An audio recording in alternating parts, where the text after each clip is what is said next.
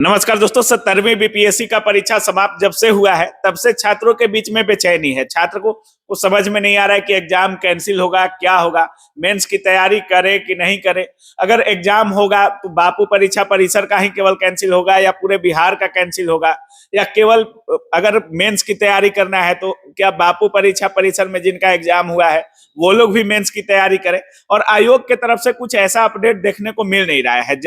जब आयोग का कल प्रेस कॉन्फ्रेंस हुआ तो आयोग ने सारी चीजों से पाला झाड़ लिया था, और आज देखने को मिल रहा है कि तेजस्वी यादव भी इस पर प्रेस कॉन्फ्रेंस किए हैं, बहुत सारे नेता भी इस पर बोल रहे थे, पप्पू यादव ने संसद भवन में आवाज उठाया है।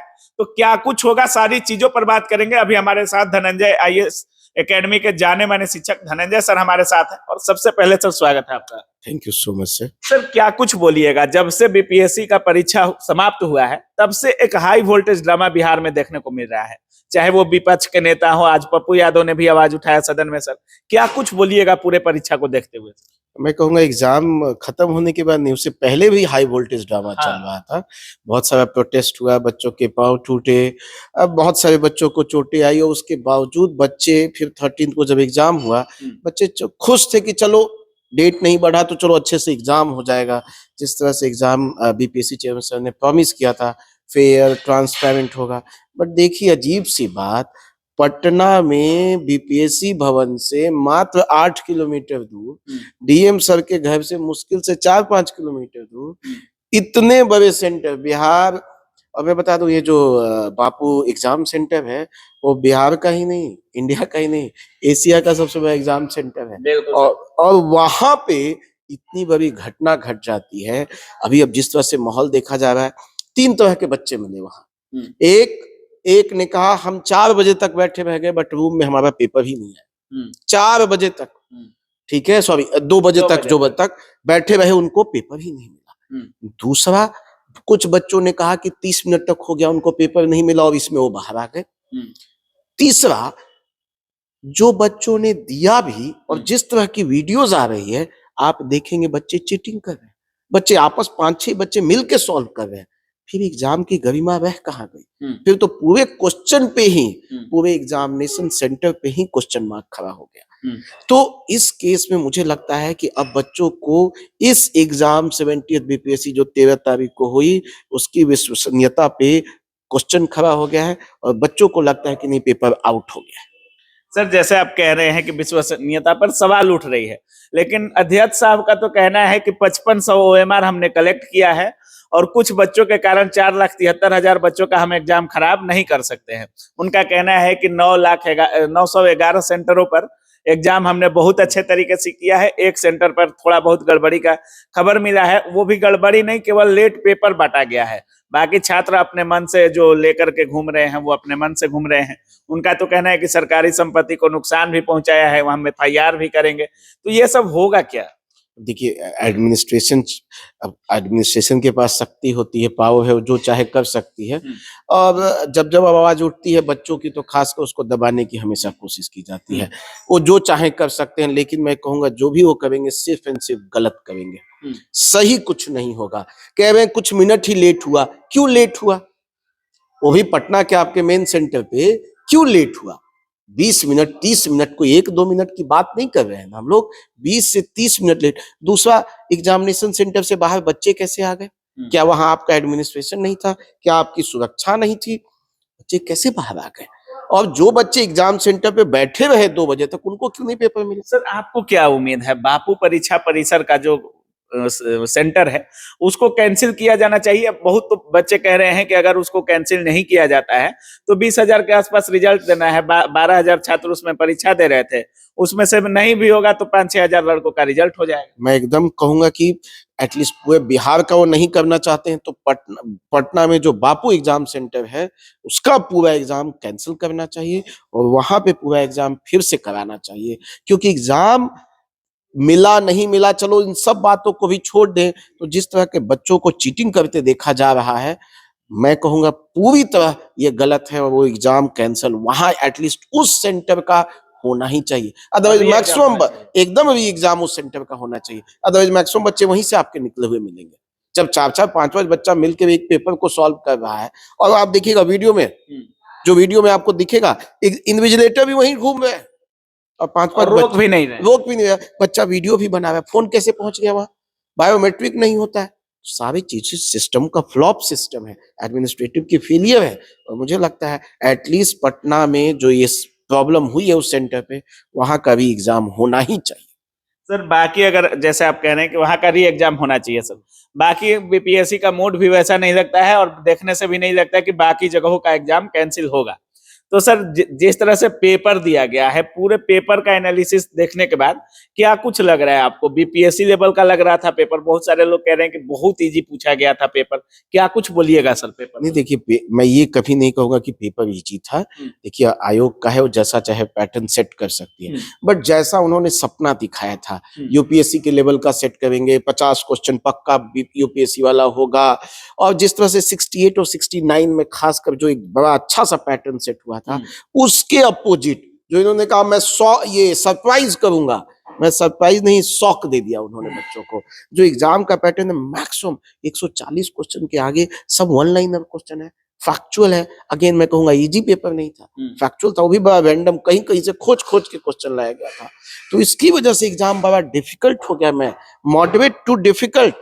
और मैं कहूंगा इस बार हो सकता है बीपीएससी के इतिहास में यदि पटना वाले सेंटर को हटा लिया जाए तो अब तक के इतिहास का सबसे कम कट ऑफ जा रहा है, सबसे कम कट। यदि पटना वाले सेंटर पे चीटिंग को हटा लिया जाए तो मैं कहूंगा बीपीएससी के इतिहास में ये सबसे कम कट ऑफ वाला एग्जाम होगा। सर बाकी लोग तो कह रहे हैं कि बहुत हाई कट ऑफ जाएगा, पेपर बहुत इजी आ गया है, और मतलब इस तरह का पेपर नहीं पूछना चाहिए था, चपरासी लेवल का सवाल पूछा है, और आप कह रहे हैं कि इतिहास की सबसे कम कट ऑफ जाएगी। ऐसा क्यों कह रहे हैं सर? मैं इसलिए कह रहा हूँ, जिन लोग कह रहे हैं इजी पेपर है, क्या होता है उस पहले ये मैक्सिमम लोग पहले एग्जाम दिए नहीं होते हैं।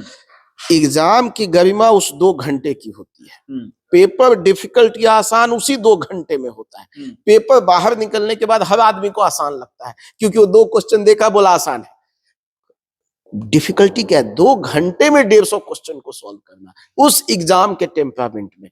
और अब जब पेपर जाके बच्चा जो कह रहा था बहुत आसान है, अब आके कह रहा है नहीं सर बहुत डिफिकल्ट है।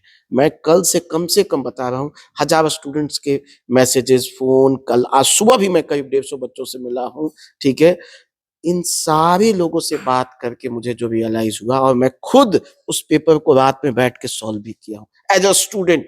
वो जितना फेस पे वो क्वेश्चन आसान दिखता है ना, वो आसान है नहीं, फैक्चुअल दिख रहा है। अब फैक्चुअल के देखने में आसान लगा, हाँ देखने में आसान लगेगा, ये तो ऐसे बना दूंगा। एक दो मैं कुछ जो यूट्यूबर्स भी हैं और मीडिया के, अरे ये तो हम भी बैठेंगे तो 80-90, मैं चैलेंज देता हूँ नहीं बना पाएंगे। वो अभी पढ़ भी लिए हैं फिर भी बैठेंगे, वो लोग तो कट ऑफ भी जारी कर दे रहे हैं खुद से। मैं बता रहा हूँ आपको, अभी मैं जितने बच्चों से मिला उनमें से 10% भी बच्चा ने मुझे नहीं कहा कि उनका 100 से ऊपर जा रहा है। 30% बच्चों ने कहा उनका 90 से 100 के बीच में, और 60% से ज्यादा बच्चों ने कहा कि उनका 80 से 90 के बीच में। तो मुझे लगता है जो कट ऑफ जाएगा वो 85 से 87 के बीच होगा। इस बार देखिए 85 से 87 मात्र एकदम, बाकी लोगों से आप 10 से 15 नंबर कम कर रहे हैं। अब उन्होंने पेपर देखिए, एक तो मैं खुद भी इस एग्जाम को निकाला हुआ हूँ, इस पूरे प्रोसेस को जानता हूँ, एग्जाम की तैयारी कराता हूँ। मैक्सिमम लोग तो मुझे लगता है पीटीवी एग्जाम अपने जीवन में कभी दिए नहीं है। अब तो उनकी बात पे मुझे नहीं पता, या वो इस एग्जाम को 2 घंटा खुद बैठ के सॉल्व नहीं किए। जब आप इस पेपर को मैं सॉल्व किया हूँ तो मुझे रियलाइज है कि पेपर ये आसान, मतलब 85 से 87 मात्र रह सकता है। आप देखिए ना, पिछले बार 300 सीटें थी, 91 कट ऑफ था, उससे पिछले 300 के आसपास सीटें थी 91, तो 7 गुना ज्यादा सीट है भाई साहब। जो सिलेक्शन भी है 12 से 13 गुना होना है। आप 64वीं बीपीएससी पे जाइए, उस समय भी 1500 के आसपास सीट थी, इतने ही लोगों ने एग्जाम दिए थे अप्रोक्सीमेटली। उस समय कट ऑफ 97 था, पेपर भी कुछ मिलता जुलता है, लेकिन निगेटिव मार्किंग तब नहीं थी। इस पर निगेटिव मार्किंग भी है, 10 नंबर नीचे तो जाएंगे भाई साहब, तब तो 85 से 87 पहुंच ही गए, और सीट उससे 500 ज्यादा है। बिल्कुल बिल्कुल। तो सब बात सोचेंगे, लेकिन लोगों को सोचने का समय कहाँ है, बोलने का समय बहुत है, वो कुछ भी बोल सकते हैं। लेकिन मैं फीमेल को लिए क्या कुछ बोलिएगा सर? फीमेल कैंडिडेट का कट ऑफ मतलब 10-11 नंबर नीचे, फिर 75 से 76 के आसपास, 75 से 76। हाँ आप देखिए हर साल 10-11 मार्क्स का डिफरेंसेस रहते हैं, तो आपको दिखेगा। पिछले बार भी मैं यही देखा हूँ, तो उसी के अनुसार पीछे हो जाएगा उनका। मतलब पूरे बीपीएससी के इतिहास में सबसे कम कट ऑफ जाएगा ये। एकदम जाएगा सबसे कम कट ऑफ।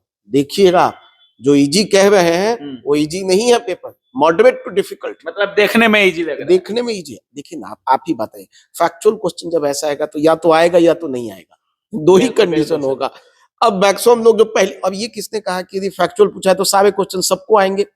ये अभी मैं बात भी कर रहा हूं तो हजारों फैक्चुअल क्वेश्चन तैयार हो गए होंगे, लेकिन क्या मुझे आता है क्या? लेकिन एनालिटिकल और कंसेप्चुअल क्वेश्चन में ज्यादा चांसेस है, डिफिकल्ट भी होगा तो आदमी कोई ना कोई बुद्धि लगा के सॉल्व कर लेगा। कैटेगरी वाइज कितने अंतर का नंबर का अंतर देखिए, है? अब मैं एग्जैक्टली तो इसी के अनुसार मूव करना होगा। जैसे ओबीसी का देखेंगे तो हमेशा 2-3-4 मार्क्स का डिफरेंस होता है, तो उसी के आसपास उनका 82 से लेके 84 तक का वेरी करेगा। वीमेन का 75 से लेके 77 तक का वेरी करेगा। SC ST थोड़ा और पीछे चले जाएंगे। तो मुझे लगता है रिस्पेक्टेबल, और इतना बच्चा स्कोर मुझे लगता है कि आराम से इस कट ऑफ के लिए है तो तैयारी करें, क्योंकि इसमें टाइम मेंस में लग जाए। मेंस में लगना ही चाहिए, क्योंकि यदि कैंसिल होगा भी तो पटना वाले सेंटर का होगा। पूरा तो हमको नहीं लगता कि सेंटर कैंसिल करने की चांसेस हैं। ऐसे मैं कहूंगा कि सबका होना चाहिए, क्योंकि क्वेश्चन पे, कोई एग्जाम पे ही क्वेश्चन मार्क खड़ा हो गया है। लेकिन यदि नहीं भी होता है तो मैं कहूंगा आप अपना टाइम क्यों वेस्ट कर रहे हैं? जिनका भी जनरल कैटेगरी में 85 से ऊपर है, अब आगे बढ़िए, मेंस को लगाइए। 2000 से ज्यादा सीटें हैं, क्यों फालतू के एनालिसिस में और उसमें पड़े हैं? आपका हो रहा है और अंत में देखिएगा यही होगा। चलिए, बहुत बहुत धन्यवाद सर बात करने। Thank you so much. तो बाकी आप सुन रहे थे, हमारे साथ धनंजय सर थे, और सर का साफ कहना है कि बीपीएससी के इतिहास में सबसे कम कट ऑफ जा सकता है। पेपर देखने में भले ही इजी लग रहा हो, लेकिन हमने खुद से सॉल्व किया है। हमारे पास जो छात्र आ रहे थे उनका भी हमने एनालिसिस किया है, और सबका कहना है कि ये कट ऑफ जो है 85 से 87, सर भी कह रहे हैं और छात्र भी कह रहे होंगे, कहना है कि 85 से 87 जा सकता है, वो भी जनरल कैटेगरी। फीमेल का सर कह रहे हैं कि 75 से 76 कट ऑफ जा सकता है। इतना अंक जिनका भी आ रहा है, कैटेगरी वाइज 2-3 नंबर कम कर सकते हैं। बाकी इसके दायरे में जो भी लोग आ रहे हैं, मेंस की तैयारी में जी जान से लग जाइए। बाकी सर का भी मानना है कि बापू परीक्षा परिसर का जो एग्जाम है उसको हर हाल में कैंसिल कर देना चाहिए। बाकी अब क्या कुछ सोच रहे हैं इस पूरे वीडियो के बारे में, अपनी राय कमेंट सेक्शन में जरूर रखिएगा। आप देख रहे थे काबिल न्यूज। जय हिंद।